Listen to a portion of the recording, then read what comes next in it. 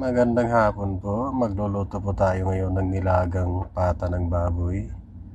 Okay. Panghapunan nating ulam.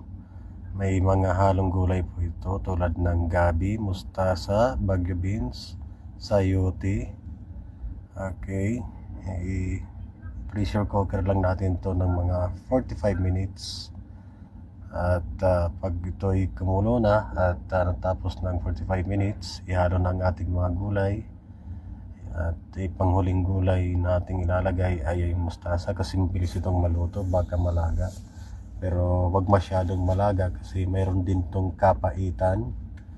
Alright, siguro mga 5 minutes, okay na yan.